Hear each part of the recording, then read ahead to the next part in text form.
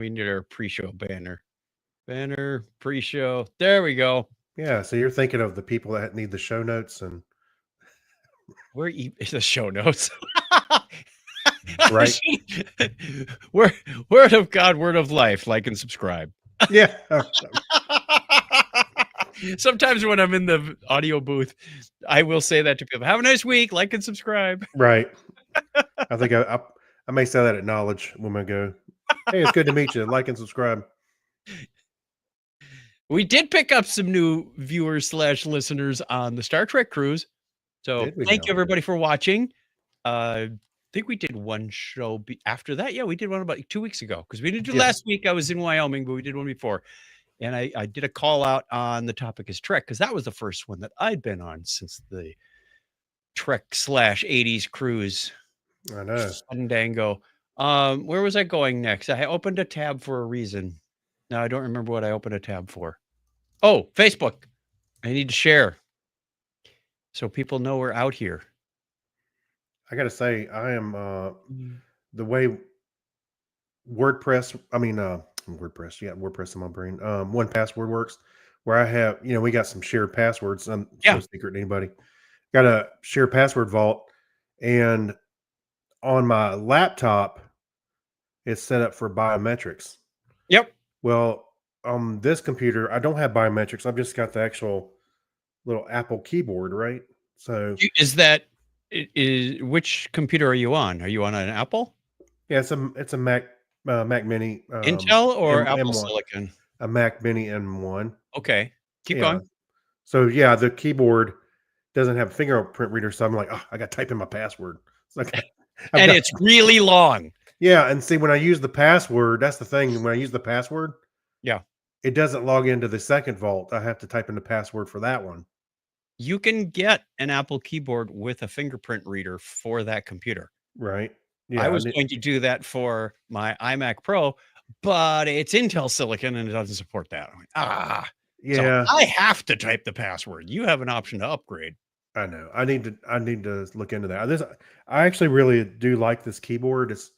It's got enough play with the keys that feels really comfortable. So I like it. Yeah, I really enjoy it. Is it rechargeable? No, this one has I've had this for a long time. It has a AA or something like that, 2 AA's maybe. Oh, okay. This one actually came with my friend Fred gave me an iMac. The iMac's like super old now. I don't even think I got it anymore. But it came with this keyboard, and I went, I'm keeping that. So yep. It's been actually really good. I've got a 1 or 2 of the smaller, the next generation. Yours has like the cylindrical back of it. Yes. Mine has more of the square one. There you go. Yeah. That's the icon. That's the icon that it comes up when it says, hey, new keyboard. Yeah. I don't see your keyboard.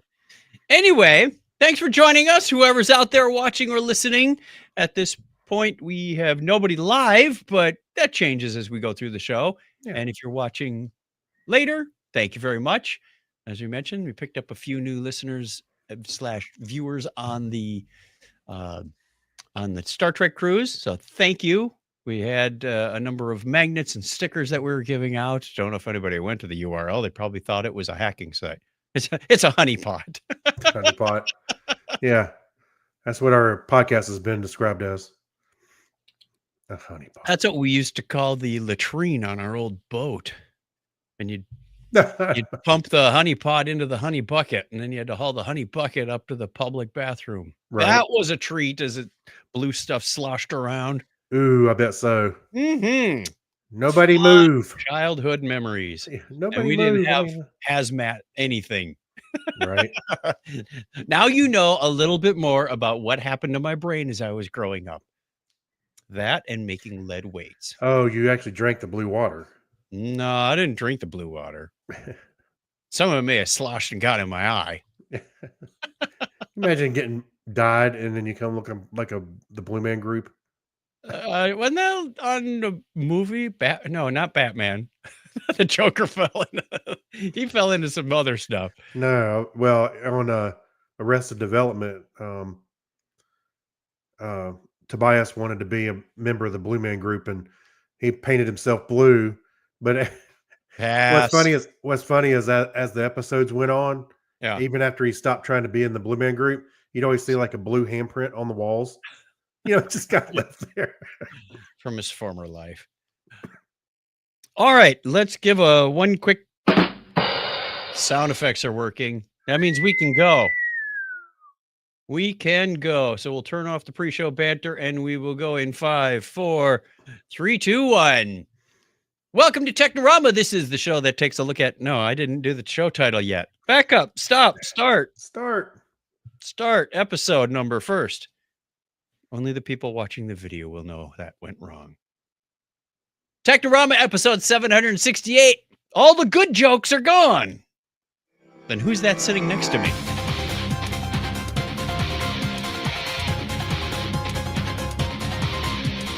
Hey, welcome to Technorama. This is the show that takes a lighthearted look at tech, science, sci-fi, and all things geek. If you're joining us for the first time, welcome to the show.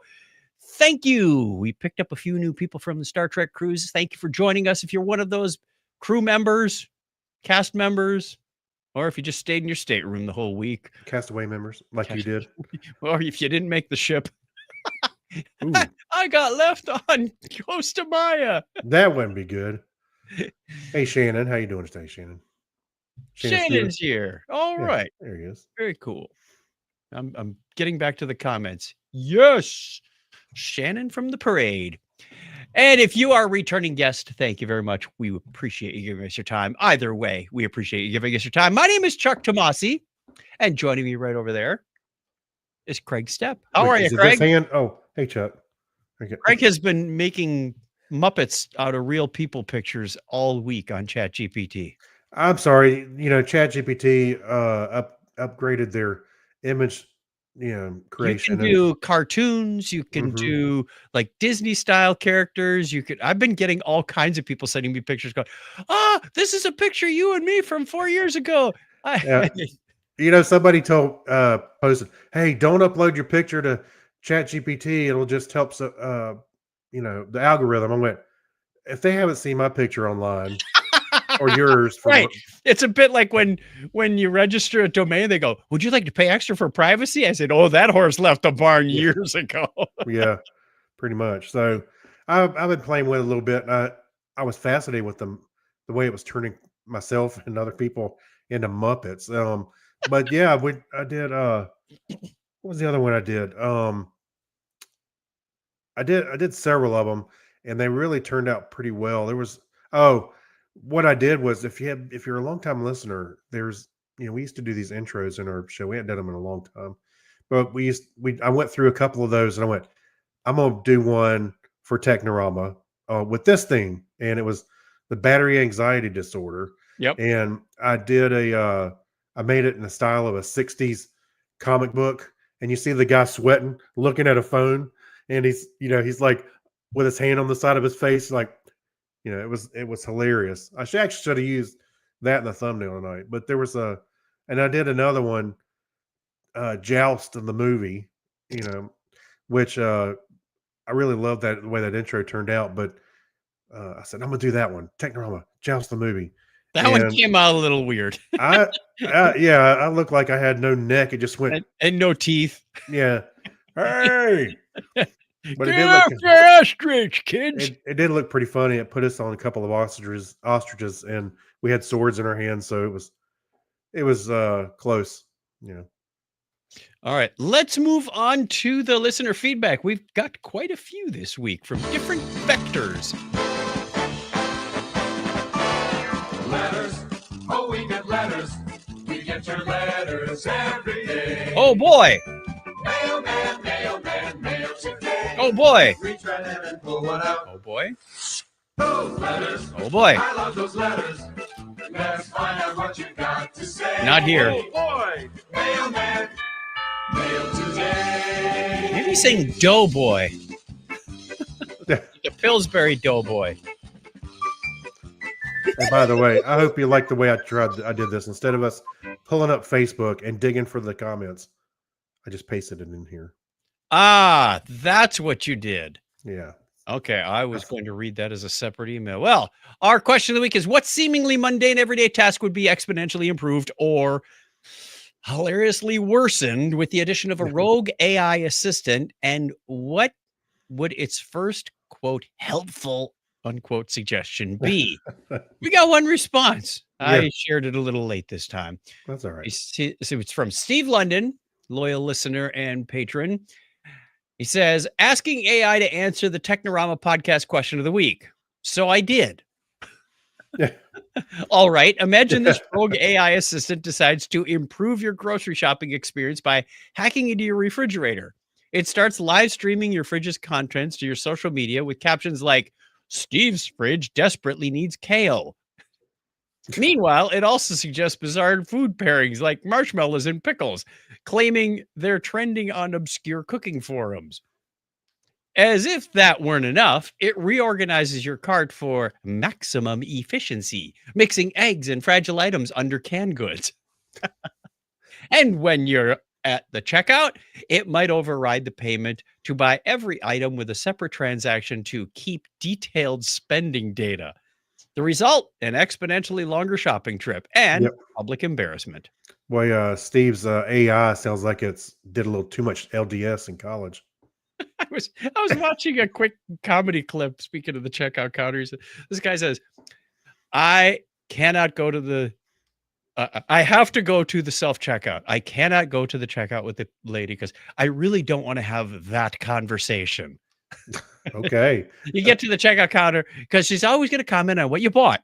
Oh, Pepto Bismol and duct tape.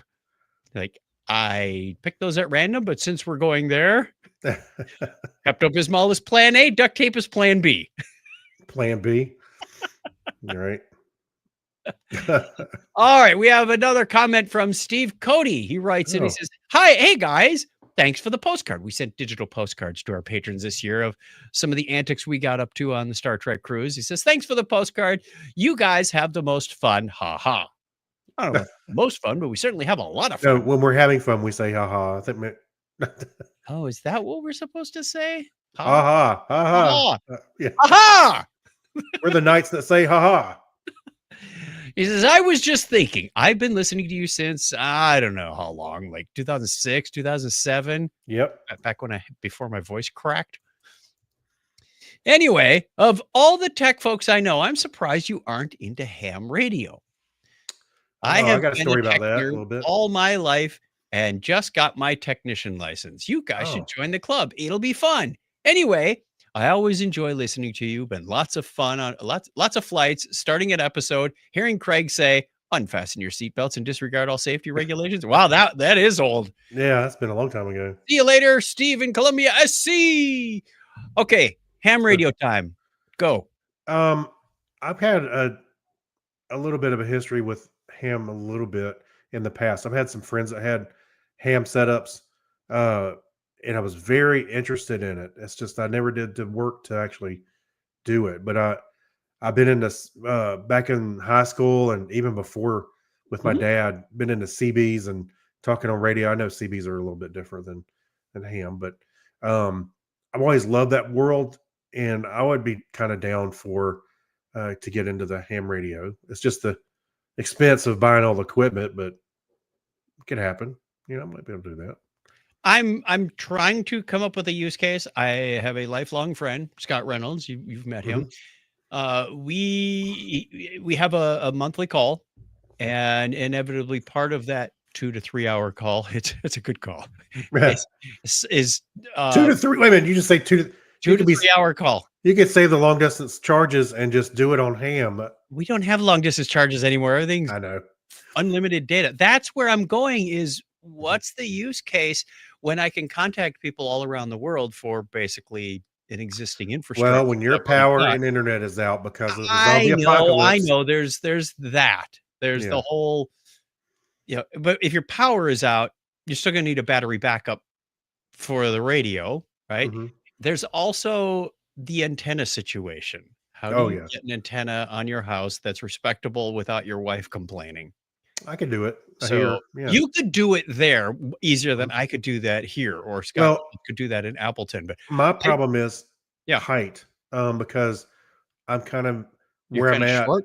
I'm on I'm on a mountain, but I'm not at the top of the mountain. And Yes. there's a ridge that goes around. It's a little bit taller than where I'm at height. So You would need a taller, you I would would need a need, mast. Yeah. yeah, I would have to get a pretty good size antenna or, but yeah, I mean, not antenna, but yeah, a little mast or something like that. But it could happen. I might have to give that some thought because, a long time ago, this is in the probably late early '80s, maybe. I remember my dad was putting this new CB unit in his car. No, it wasn't new. I think he had it peaked out. They can tweak the wattage on it and push more than it's supposed to go. Mhm.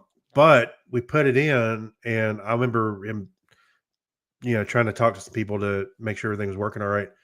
And then we talked to somebody, and he was in Pennsylvania, and we lived in Texas. And when you get that skip, and you get to talk to somebody that's so far away, excuse me, hit my mic boom. That would just fascinated me. And Oh, yeah. then my friend in Texas, this is when I was much younger.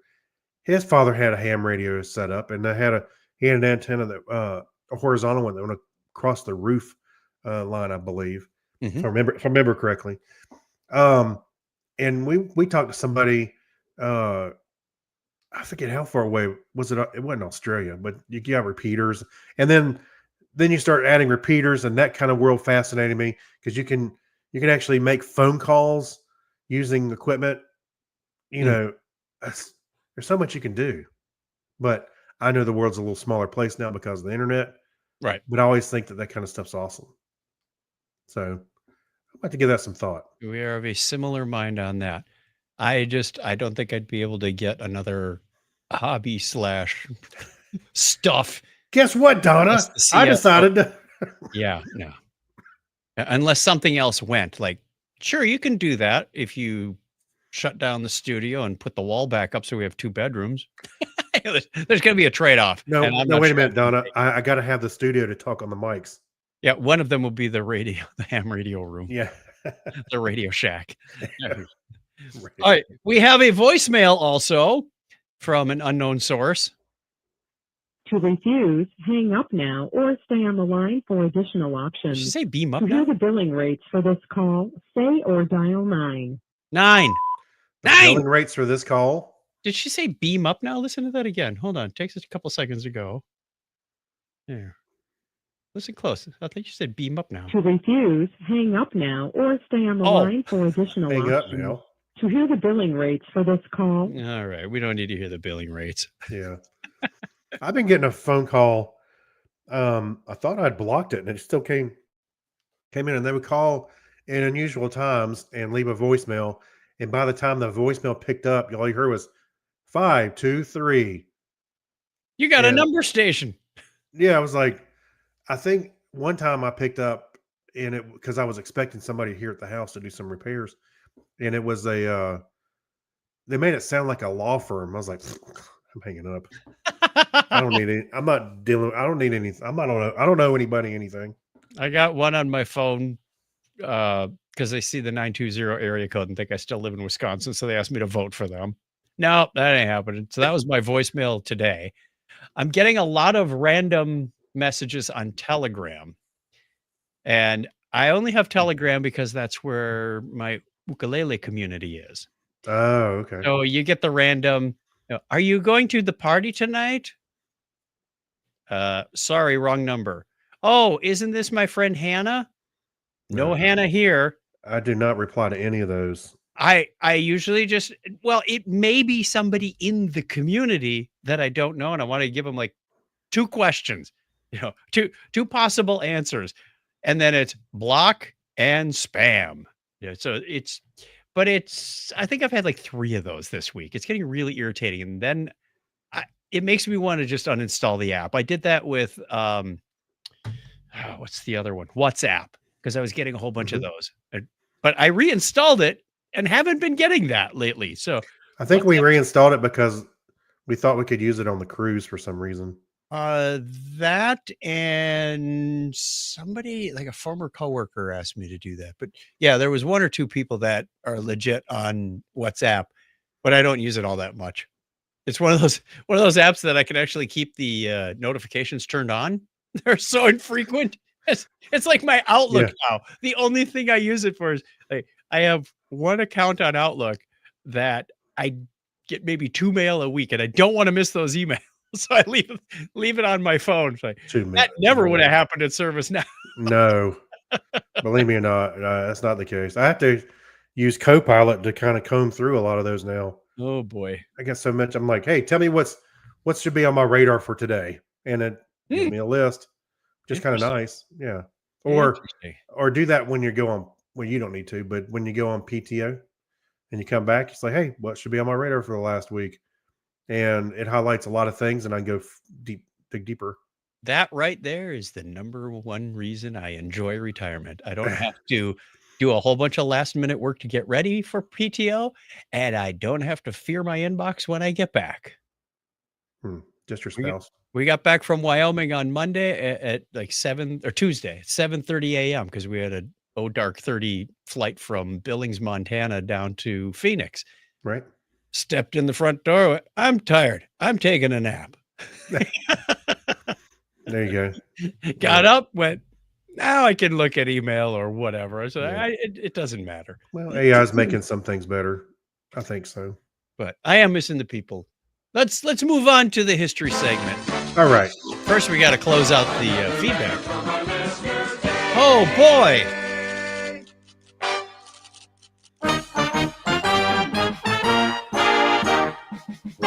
Where's my volume? On this day in history for April 2nd, 2025. Yesterday was April Fool's.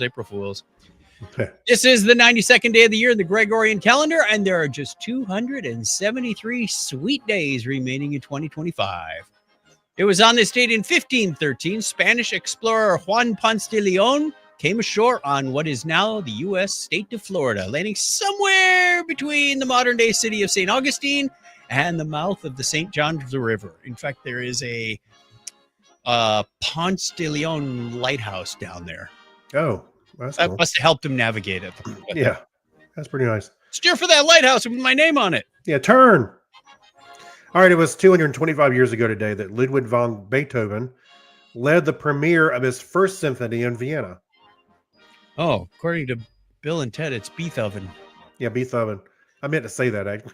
It was also on this date in 1902 that Electric Theater, the first full-time movie theater in the United States, opened in Los Angeles. I like that, Electric Theater. It was also 114 years ago today that the Australian Bureau of Statistics conducted the country's first national census. And today in 1912, the ill-fated RMS Titanic began its sea trials. Looks safe enough. Yeah. Who signed off on that? Mm-hmm. The Soviet Union launched Zond. I'm sorry. Kneel before Zond. Zond 1 on this date in 1964. And April 2nd, 1973 saw the launch of the LexisNexis computerized legal research service. Last bullet for you. I'm sorry. I was looking at the birthdays ready for you. That same date in 2020, the total number of confirmed 2019 cases reaches 1 million. You mean COVID-19? You said 2019 cases. Well, it's so bad, he's already forgotten the name. I'm trying to forget it. Yeah. 1 million cases. Interestingly enough, that's about how many people died in the end. Yeah. Happy birthday goes out of the state to Frankish King Charlemagne, born on this date in 747. Boeing? Yeah, Boeing. Dutch explorer Cornelius de Houtman was born 460 years ago today. Francesco Maria Grimaldi. Wasn't that the name of the place where Harry Potter stayed? Grimaldi Place? Anyway, Francesco Maria Grimaldi, Italian mathematician and physicist, was born on the same date in 1618. And Italian explorer and author Giacomo Casanova was born on this date in 17. What? You missed one. German-Dutch botanist. Oh, I thought you just read it. Oh, no, I because just read Francesco. No, wait a minute. The names are similar. German-Dutch botanist and illustrator Maria Sibylla Merian was born 378 years ago today. We need a reading comprehension test. Shut up and go. Italian explorer and author Giacomo Uh-huh. Casanova. Really? I'm the Italian here. Yeah. Was born on his date in 1725. Hans Christian Andersen, the Danish novelist, excuse me, short story writer and poet, was born on that same date in 1805. Born April 2nd, 1814. American inventor Erastus Brigham Bigelow. You know what he invented? T. No. What? You ever heard of Bigelow carpets? Oh, He okay. invented a weaving machine. Okay. Walter Chrysler, American businessman, he founded Chevy. I'm kidding. Ford. Chrysler Ford, was born on that same date in 1875. Nissan. Yeah. Hyundai. Walter Chrysler founded the Hyundai Corporation, 1875. Born April 2nd, 1908, American actor and dancer Buddy Ebsen, Jed Clampett, 1908. And Alec Guinness, English actor, was born on that same date in 1914. Hello Who? there. Who's that guy? Hello there. Well, hello there. Yeah. American mathematician and theorist Paul Cohn was born 91 years ago today. And Marvin Gaye, American singer songwriter, was born on the same date in 1939. What's going on? What's going on? Also turning 84 today is American radio host Dr. D. Mento. Listener birthdays this week include April 4th. We have 3 birthdays: Brian Kay, Joel McLaughlin, and Amy Bowen. Patron Chad Davis, Griffin Sylvester, Martine Teisman, that's Yorga's mom, and Ringmaster Greg formerly from Dancing with Elephants Yeah. are on the 5th. So we have 3 on the 4, 4 on the 5th, 2 on the 6th. Trevor Latecki and Samwise Gamgee. Honestly, he's a listener. He signed in on his own. Yeah. And the 7th, April 7th, we have 1. PC Herring. Happy birthday to all of you. We wish you all the best. If it's your birthday this week and you're not on the calendar, we hope you have a wonderful week anyway. And if you want to be on the calendar, here's what you do. You go over to chuckchat.com/birthday, put your name on there. We'll give you a shout out at the appropriate time of year. And now we have the end of the song. No, I thought I heard that magic Oh, music they're going around the room again. circling around. Here it comes. I can sense it. Up high. There it is. Bye. My history sense is tingling.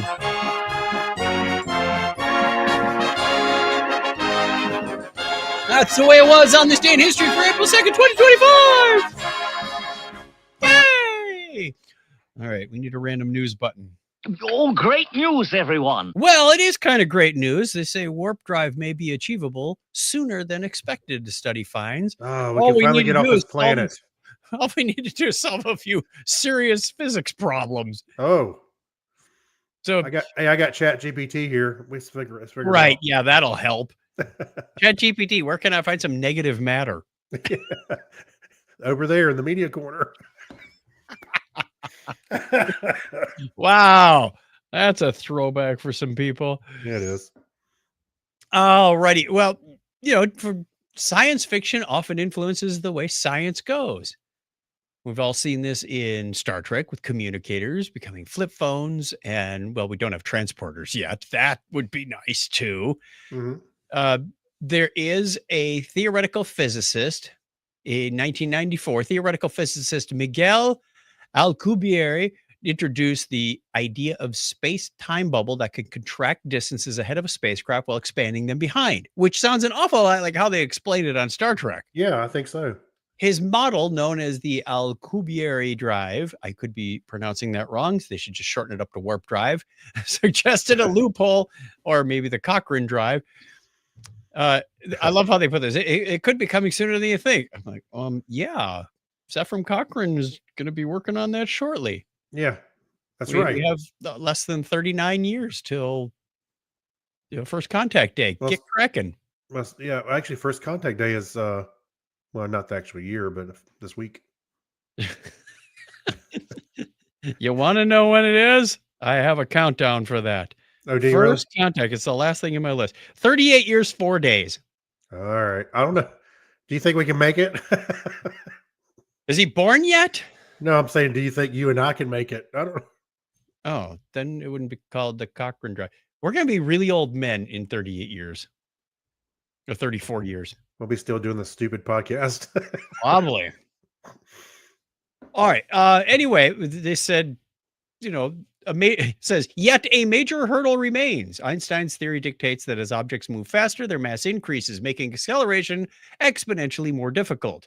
To reach the speed of light, an infinite amount of energy would be required, an insurmountable barrier under current physics. hmm Sure, infinite amount of energy. So in Star Trek, that was the theory of having the warp bubble to protect the ship, right? Well, you need a whole bunch of energy to make the warp bubble. That's where they had matter and antimatter smashing together. hmm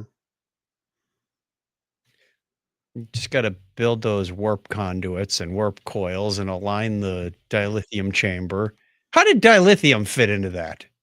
You needed it for warp drive, but what did it do with the matter and antimatter? Just to keep the lights on. It's a hybrid. Yeah, it's a hybrid ship. All right, we totally destroyed that one. In other science news, normally when you hear about a huge chunk of the ice shelf in Antarctica breaking off, it's bad news. And this is, not the best news, but what scientists discovered is there was a surprising amount of life underneath this shelf that was like a mile thick, Wow. 1.6 kilometers thick, lots of sponges and corals and hydroids and just lots of surprising life that they didn't know. They said, what's the ecosystem down here? How did it survive? What's it eating? What are these things doing to live? Because it's dark and it's cold and stuff doesn't drift down from the surface like it does because you've got this giant roof over your head. I'd imagine it'd be super cold there, wouldn't it? It's just about freezing Yeah. year round. Yeah. But they found a lot of stuff, including some pretty scary looking monsters, a possible new species of isopod, which looks straight out of horror films. What they think is in a nearby region of the Bellingshausen Sea, which lost its ice shelf years ago, the same team of researchers has found a congregation of corals, ice fish, crabs, giant sea spiders, isopods, jellyfish, and octopuses. The findings suggest that when floating ice moves away from the seabed, new life quickly moves in. So this may be a cyclical thing. I also wonder how much nutrients and stuff that's been embedded in the ice over time is kind of freed. So maybe that's how maybe would it have been freed though? when it broke off, in the between where it broke. Well, then it sails out to sea. No, I'm saying I know it's not like a clean break. What I'm saying is when it breaks, it'd be uneven. Whatever was in the ice on that edge there might be some But the life was already under the shelf before it right. broke away. You just said that life comes in when the pieces break off. I was like, maybe some has some nutrients and stuff that come off. I don't know. Just throwing it out there. I don't know. It's a mystery. We'll keep you informed if we hear anything more. And I'm theoretically thinking. Space news. NASA's Curiosity Mars rover has detected the largest organic parenthetical carbon-containing molecules ever found on the red planet. So Curiosity was running around, did some drilling, and came up with normally they're looking for things that may lead to proteins that say, hey, proteins are a possible source of a possible sign that life existed. What they found was some chains of hydrocarbons, and not like they struck oil, not that kind of hydrocarbon or coal, but hydrocarbons are a component of cell membranes. They're saying, ooh, maybe this is another possible indication. So they said among the molecules were decane, which is 10 carbon atoms and 22 hydrogen atoms, and dodecane, which is 12 carbons and 26 hydrogen atoms. Sounds like we're playing an adventure game here. Yeah. Roll your dodecane, see what you get. Right. These are known as alkanes, which fall under the umbrella of the chemical compounds known as hydrocarbons. Ooh, it's an exciting time for the search for life on Mars. Because in March this year, scientists presented evidence of features in a different rock sampled elsewhere on Mars by the Perseverance rover. Sorry, got to clear my throat. These features, dubbed leopard spots and poppy seeds, that sounds like we're in Alice in Wonderland or something. They're hallucinating again. They could have been produced by the action of microbial life in the distant past, or not. Or not.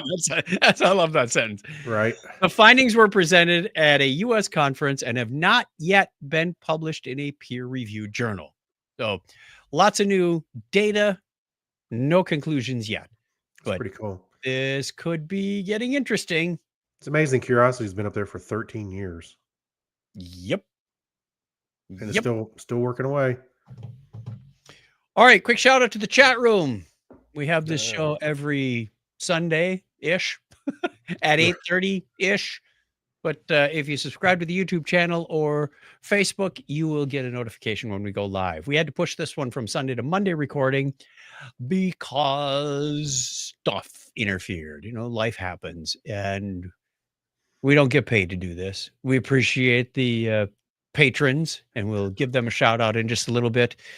But We give you this gift of the podcast out of our dumb, kind old hearts. emphasis on the dumb. Right? Shout out to the chat room. We have Shannon showed up earlier, and Lisa is out there giving us a hi ho all evening. That's right. Is it hi ho all or hi ho all evening? Hi ho, Hi ho, y'all. Hi Evening. ho. There's a period in It's there. off the podcast we go. Okay, There's a period. we'll get sued for that, I'm sure. Yeah. So thank you. You can join us usually Sunday evenings at 8:30 Eastern time, wherever that is in Hey, your part of the world. You know, Yes. if you go to our YouTube channel and you subscribe, or if you watch us on Facebook in our Facebook page, you can subscribe and we'll send you notifications when we go live. Technorama podcast. We also share. Like and subscribe. Chuck and I were just talking about that, saying it out in the We open. can do with that the in three people. real life. Yep. Yeah, in real life. We should just write it on our door on the Star Trek cruise. That's our door decoration. I'm gonna get you a shirt that says "Kick me to subscribe." We're gonna force them to come up with a new category: lamest door decoration. It's just got one streamer hanging on. It just has like and subscribe on there. Yeah. Okay, let's take a look at Remember When. Oh, there we go. We have a wasp that's been trapped in amber for 91 million years, and it has a rather odd appendage on its backside. They call it, well, kind of like a Venus flytrap, only Yeah. instead of catching and smushing and eating its prey into its butt, which sounded really odd, like Yeah. eating out of both ends, they suspect it may be more like for cushioning. It would grab its prey and then inject the egg into its victim. And you know how kind of like we have the what are they called today? The it's in the article. There are already wasps that do this for ants. You know, they inject it and then the ant. Oh yeah. What was the name? I saw it in here. Yes. I'm scanning real fast, but I'm not seeing it. Oh, The Bethylid wasps to exploit insects, and they stick the egg in there, and then the larvae grows, eats its victim from the inside out, and then hatches and becomes a wasp to do it all over again. yeah. So it's got these little flappy paddles, is what they call them in this article, lined with thin bristles resembling a small bear trap attached to the end of it. So, yeah, fascinating stuff. They've never seen it before. They gave it the name Sirenobethylus charybdis, partly for the sea monster from Greek mythology that stirred up wild whirlpools by swallowing and expelling water. Oh, that monster. I mean, I got it. I thought the Sireno part was like the siren of the sea, but Charybdis is also in one of the songs by the Police, Trapped Between the Scylla and Charybdis. Yes, that's how I learned what it was. And I went, what are those words and what are they talking about? Oh, you pay attention to the lyrics a lot more than I do. It was college. And we didn't have the internet. You didn't have karaoke back then. We just had, and we didn't have these crazy wasps flying around. It doesn't say what size. Oh, it does have a size on here. Very wait a minute. tiny. By the time when you were in college, this thing probably did exist, huh? It's only a few millimeters long. But college was a long time ago, but it wasn't that long. Long time ago, this thing existed. I was thinking about that today, and I came across something. Somebody said, oh, this was announced in 1965, and I went, that's 60 years ago. And I went, no, I'm sorry, it was 50. They said something in 1975, and I went, okay, that was 50 years ago. Now, if you took 1975 and went 50 years before that, it was 1925. When I was alive in 1975, Yeah. 1925 felt like deep time. Yeah. Oh yeah. It didn't feel like an eternally long time before that. We were just talking about like Buddy Ebsen, born in 1908. Okay, that means when he was on the Beverly Hillbillies in 1960, he would have been, in his late 50s, early 60s, possibly. So, when you work forwards and backwards like that and go, wow, not only are we getting old, but kids think we're impossibly old. I know. My dad was Were there born cars in 1965? I know. My dad was born in 47, and I remember thinking, wow, that's a long time ago. In actuality, it's not that far No, when I was a kid. So, no. hey, Uh, or on the flip side, I remember my dad and I were talking to a guy, and he offered that he was 84 years old, and Dad goes, "I used to think that was old." Yep. Not For so those much that anymore. may have missed it, I turned 60 last week. Yeah, congratulations, Chuck. Hence the talk about getting old. Yeah, happy belated. Thank you. All right, one more from the science category in Remember When, and this deals with something they call unconformities. I'm familiar with this because if you go to the Grand Canyon here in Arizona, there is this gap in the rock layers of about 1 billion years between this Vishnu schist layer and the next Is layer. the gap the actual hole you're looking at, or No, it's I'm just kidding. it's just the layers that are stacked on top of each other, and you got this basement layer, and on top of that, normally you see things stacked up and go, oh, this is from 500 million years ago to 350 million years ago, and then they go 350 to 130. They're contiguous with breaks in them, but the end of one era is next to the beginning of the next era. Not with these unconformities. Like this rock layer was laid down 2 billion years ago, and this one was laid down 1 billion. Like, well, where's the 1 billion between those two? right? That's something they call the Great Unconformity. And what this research article is talking about is they may have ways to figure out what happened during that unconformity. Obviously, some kind of erosion or weathering took all of the places we have access to these two layers, or the layers that should be there, took them away. Right, so they're not there. It was like softer material. Could have been. Was it It could have been like the mud era. Yeah, mud era. Right. The billion years where the surface of the earth was all mud and it just got washed away. But even so, it would have been washed into the ocean as a layer of mud down there. And Possibly, anyway, yeah. what they're using is rust, basically rusting iron particles. A mineral called martite, they're saying, is a silent witness to deep time. So the study focuses on martite, a form of iron oxide that develops when magnetite. You familiar with magnetite? Yes. There's little bits of it, like in pigeon brains, to help them orient their way. Magnetite is all over. Yeah, It right. transforms into hematite through oxidation. I'm familiar with hematite because it's a type of iron ore.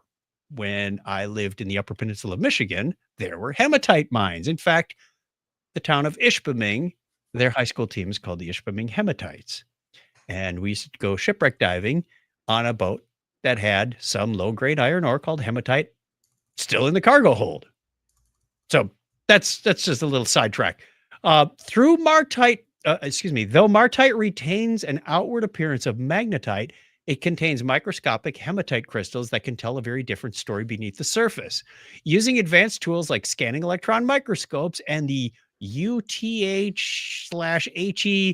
thermochronometry, that's a long word, the team could detect these changes and precisely determine when oxidation occurred. That oxidation marks the moment the rock came close to the Earth's surface. So when they're buried down deep, it's still magnetite, but if it starts getting close to the surface, it starts to oxidize into hematite, and they can tell, hey, when are things moving around?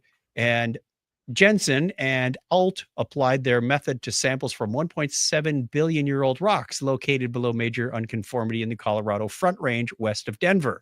Their analyses yielded oxidation dates as old as 1.04 billion years, suggesting the unconformity could have formed as early as 1.4 billion years ago.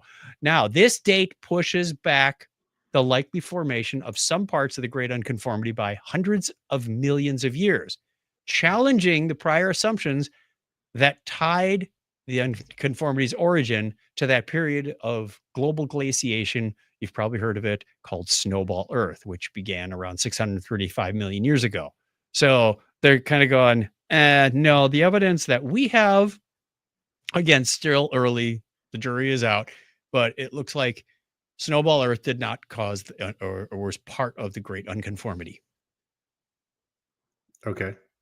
So rocks are cool. That is, yeah, it's amazing what all the information you can get from a rock. I zipped by a YouTube video that was talking about, what was it, a zirconium? There's like little they're like little time capsules embedded in the rock, and if you pull them out, you can tell what was happening in the earth, much like the air bubbles in glacial core samples. Yes. Yeah. This is kind of the same thing, only you get more of a reading of what the radiation was like on Earth way back when. So anyway, It's awesome. time to thank our patrons.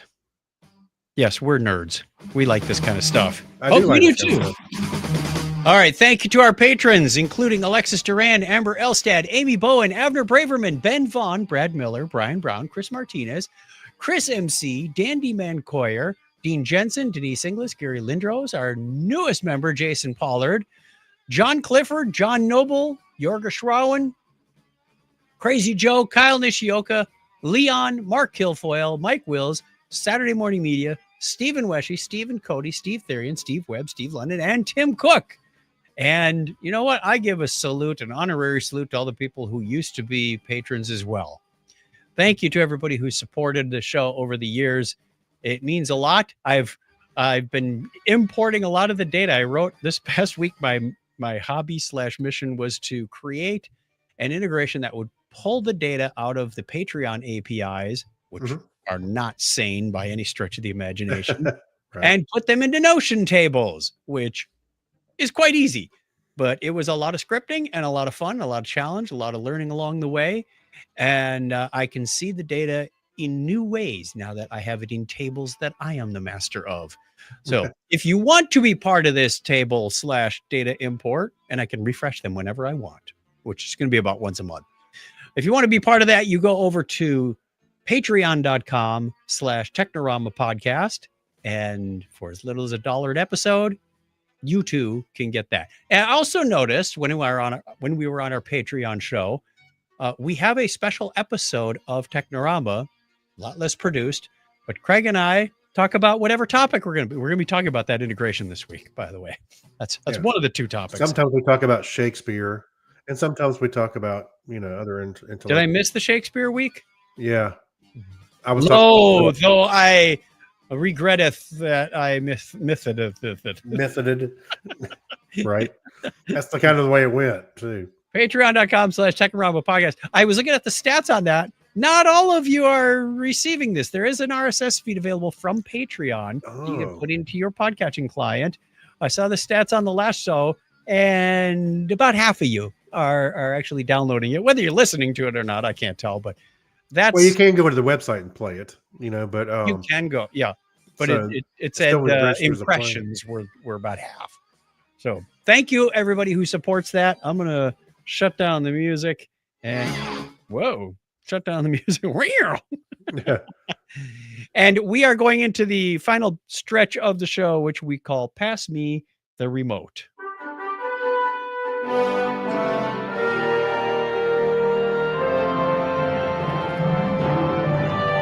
It's where Craig and I share what we've been reading, watching, listening to, or drawing.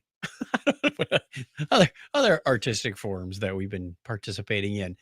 And I'll get started. I've finished watching World War II from the front lines on Netflix.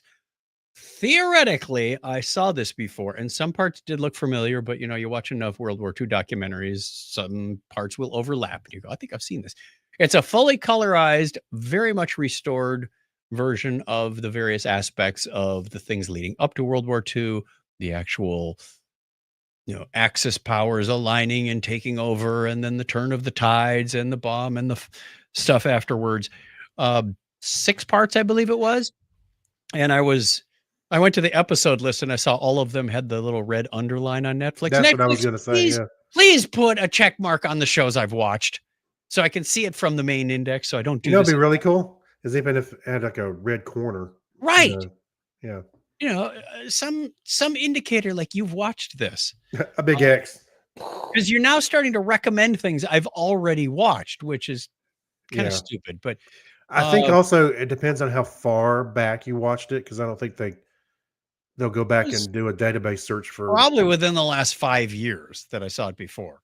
Yeah, there's been a It's couple not of that old things. of a series. There's been a couple of things I've watched. I'm like, I think I've seen this before. Yeah. And sure enough, I had, but it didn't indicate it anywhere. I enjoy it. I'm a sucker for a good documentary. Sure.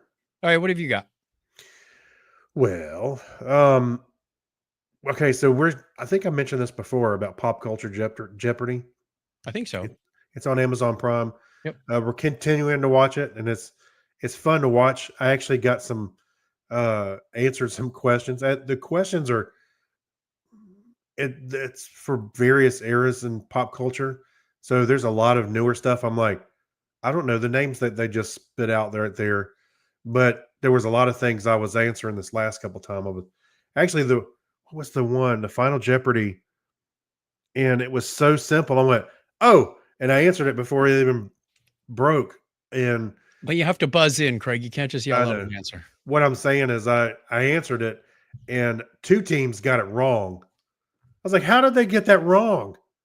I don't understand. I can't remember. Just having this discussion yesterday with our church choir director. We were having a party, and we said, "Isn't it funny how on Jeopardy you either look at them and go, how did they know that?' Or you look at them and go, how did they not know that?" He said, you get all these whiz bang, physicists and mathematics specialists, and then they get a topic like sports. I know. Well, again, I was like, it was one of those things. I can't remember what it was. It was something like you and I would have joked and said, or somebody, in our circles. But I was like, how did they not get that right? And then the last team got it. I was like, wow, I'm surprised that didn't come up. Darth Vader. What are you talking? Yeah. No, it was something stupid. I'll have to go look it up and see if I can. Well, we would know the stupid answers. Yeah, right. That sounds actually one column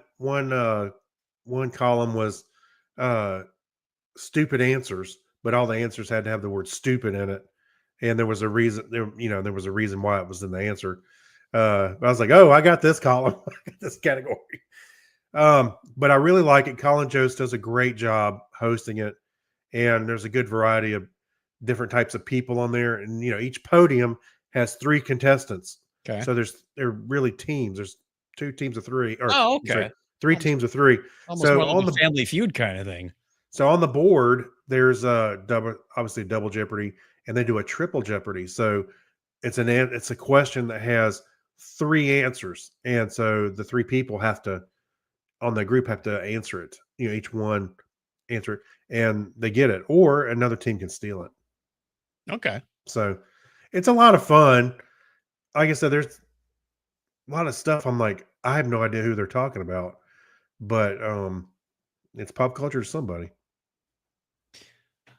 I started watching one that I could not finish. I said I'm a sucker for a good documentary. Well, Yep. this is one of those true crime stories, like the Gabby Petito story. But this one is called From Rock Star to Killer, also on Netflix. And I believe it's a 3-parter, 44 minutes, 45 minutes each episode, about this French rocker Bertrand. I apologize. I've never heard of him. I don't know his name. And somebody's probably screaming at their podcast right now. And apparently somewhere between 3 and 5 a.m., his girlfriend, who was a model, ended up in the hospital. Did anybody die? No. It's like, what? I Why'd you started tell me watching, that? and it went on. It was completely overdubbed, which I didn't mind. They did a good job with the voiceovers, but it felt too laborious. I can't go through 3 long episodes of leading up to the story, who the characters are. It's like it was a single incident in one evening. Like, shorten that maybe up to 1 single episode, and you might have me. But Yeah. I think Netflix is just kind of dragging some of these out for the sake of dragging them out. Oh yeah, we watched some murder thing with Kim. I joke with her. We'll watch one of her murder stories. She watches a lot of, but it was like we watched the whole thing, and then they gave us some information that was kind of useless leading into the next episode. I went, where did they even answer that? And they never did. Yeah. And it was Well, and you can tell from the onset that they haven't solved this crime. No one knows what happened. It's like, yeah. I'm not going to watch it. If you didn't bring it to conclusion, I'm not going to Mhm. watch it. Right. It was a bit like when I started watching Unsolved Mysteries. I want to watch solved mysteries because I want to see if I can figure it out. I don't want to watch unsolved mysteries. right.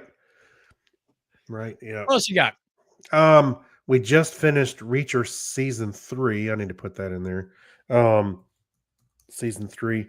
It finished up on Prime. I rather enjoyed it. It was based on I forget the name of the book, one of Lee Child's Reacher books. Mhm. And I thought it was pretty good. Had Anthony Michael Hall in it. And he played kind of the semi sort of bad guy, or you think he's going to be Rusty a bad from guy? Family Vacation? Yeah, Rusty. That's right. So I enjoyed it. It was a good fight scene at the end to kind of tie everything together. Yeah, it's pretty good. I'm looking forward to the next season. Well, since we just finished watching Endor, I had to go back and rewatch Rogue One on Disney Plus. Andor, That not was Indoor. You didn't watch Indoor. right. Andor. Oh, yeah, that's Boolean logic. Andor. Indoor is where the little Ewoks live.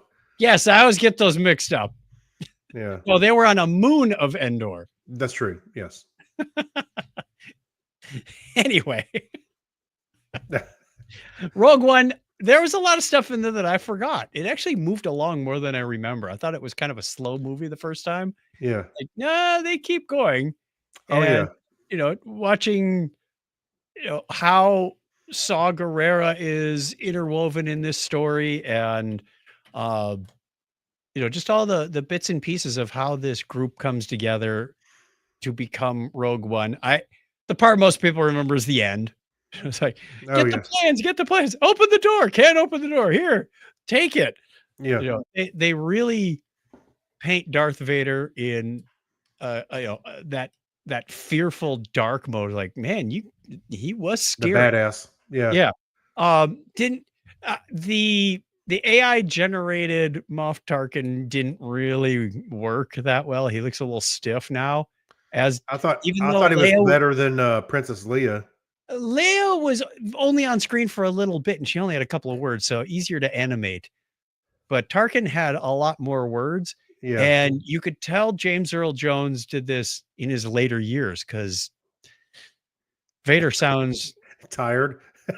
tired. Pray I do not. Pray I do not. No. Like, right. there were a couple points in there where he had to clear his throat. Hey, I was watching this just the other day also, just because I had some time to kill and I threw it on the TV behind me, and I was watching it. And you're right, Tarkin I still don't know why. Look, I understand, that he's passed away, but why don't you just do a little makeup on the actor that was there? Because he didn't look that far from Tarkin. Yeah. Why didn't you just doctor him up a little bit? I mean, not like It's just like when they did Obi-Wan much. and they had new actors for Owen and Beru. Like, wow, you'd swear. I mean, granted, that was more of a time spread. That was like 20 years. Yeah. But But how at what point can you forgive the studio for recasting a character because they passed away, but he's exactly. integral in the story? Yep. I'm fine with it. I would have been totally fine with it as long as he looked similar and spoke in the same manner, kind of fit in. I'd Right. be fine with that. I'm sure they could have found someone, but The guy, you should see the agree. behind the scenes picture of the guy I they saw him. used. Yeah.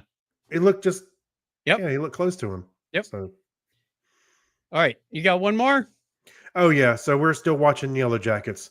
I thought I'd put that in there. It's about the, I started to say volleyball team, softball team, Yep. soccer team. I'm sorry. They were a soccer team. It's based in it started the part of the stories in the 90s.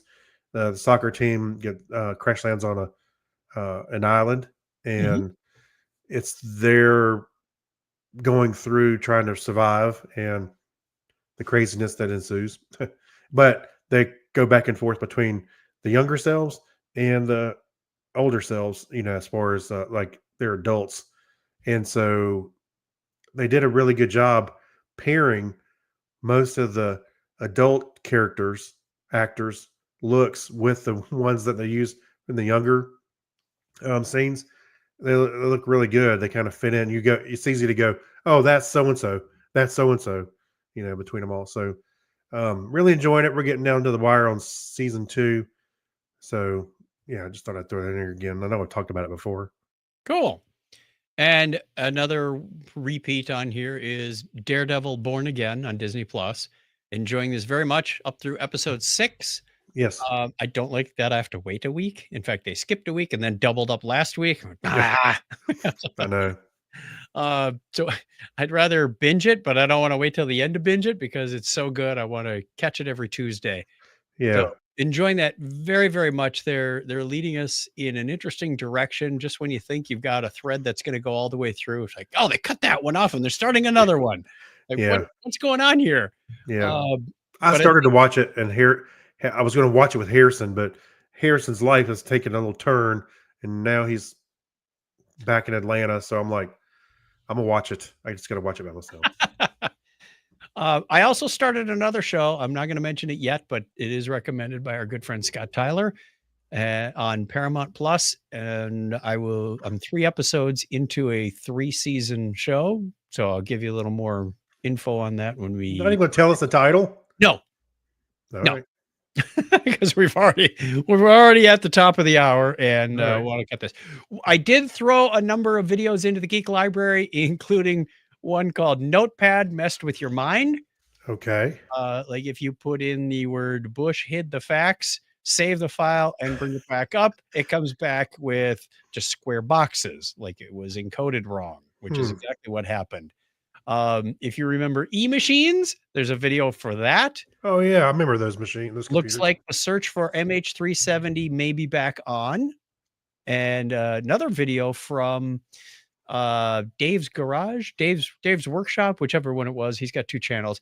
Windows Longhorn Explained. Remember Longhorn? Yeah, the code name for what became. Pieces of it. They actually trashed it and started over. Yeah, They I thought they, it was- they were trying pieces of it went into Vista. that was what I was thinking of. Yeah, Yeah, but 'cause I remember seeing. it was not the code name for Vista. Right. No, I was thinking it was, but you're right. I remember that now. Other computer videos, we got one on the Franklin Ace 1000, which is an Apple II clone, the Commodore C26 LT laptop. Yeah, Commodore made a 286. Somebody who made a PDP-10 out of a Pi, a Raspberry Pi. They call it the Pi DP-10. You can actually build one yourself. That's funny. Yeah. What else did I have? How computers boot from startup to viruses. Oh boy. Another Pi project, the Pi Intelligent Planner, the Ultimate Family Hub. Kind of expensive because you got to buy a sizable a color LCD. What else did I have in here? The race that killed 21 runners. There was a marathon and nobody finished, nobody won. And 20 Wow. people died. Yeah, good race. So lots of interesting things. I told you I was a sucker for a good documentary. There's a video in here on Eric Pribka, How to Catch a Gestapo Officer. So this is a classic story about a guy who ran away to Argentina and the press finally caught up with him in the 90s.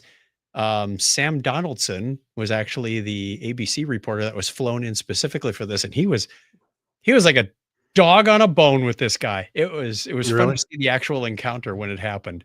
Wow. We're going to leave you with that. If you wish, go to the show notes for episode 768 over at chuckchat.com. Look for Technorama. Go to that episode. You'll find all my links in the show notes for that. And our question of the week we're leaving you with this week is, what is the most futuristic thing you've tried that turned out to be a complete letdown? You sound like you had something in mind when you wrote this, Craig. I would probably several things. I remember a long time ago I installed a Bluetooth adapter in my car, thinking, "Oh, I'll be able to play music in the car through Bluetooth," and it was always a fiddly thing. At least the early ones, Bluetooth was a letdown early on, I think. I was thinking more of an FM converter, but Right. I'm I'll older tell you, than Bluetooth. The other thing I was thinking of is not necessarily a complete letdown, but like Google Assistant early on. Yep. I go, "Oh, here we go. I got a Google Assistant thing. It's gonna be better than Automate Amazon." everything. Yeah. And that early on is hit or miss. I use it a lot for turning off lights and stuff. That's about it. Yeah. And the odd question here and there, Tell me a like, joke. What's the weather? How's the how stock old is so and price? so? Yep. But so that was a little hit or miss, at least the beginning. Things like that. Bluetooth, I think, they overpromised when it first came out. Yeah, I had a hard time figuring out what the use case was for that at first. Like, oh, it's a great, local network, reaches up to about 30 feet. I'm like, what kind of wireless?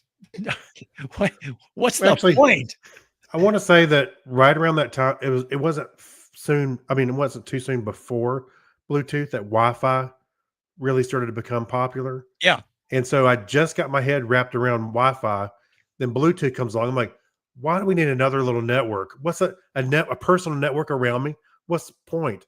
Yeah, And it was hard to yeah. see what that was all about. And then you go, oh, headphones. Well, now I use it all the time, and Right. the lights back Yep. here, they use Bluetooth to at least configure, everything, all this stuff. My phone, my headphones, my glasses. All righty. That brings us to the end of the show, top of the hour. We want to thank everybody for joining us. If you haven't done so already, go over to the show notes at chuckchat.com. If you really want to get in touch with us, let me play the music and get that going. There we go.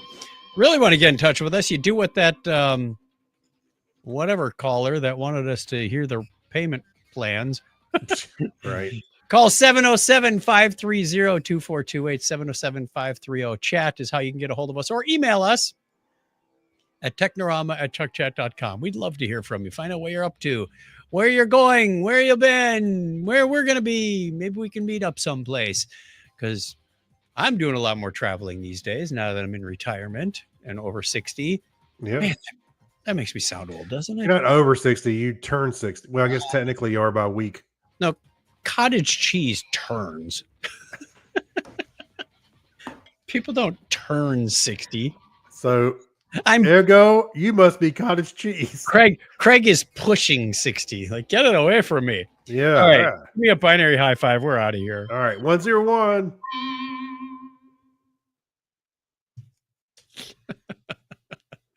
Well, that was fun. Yeah. All Not too right. bad. We Sorry have- about my voice. I don't know if it was pollen or I think I have a sneaky suspicion it was a little bit on the cold side this week. So it's going away. But yesterday I was just on like, the tail end of the cruise crud. still? It was only like 2 weeks ago. Well, it's true.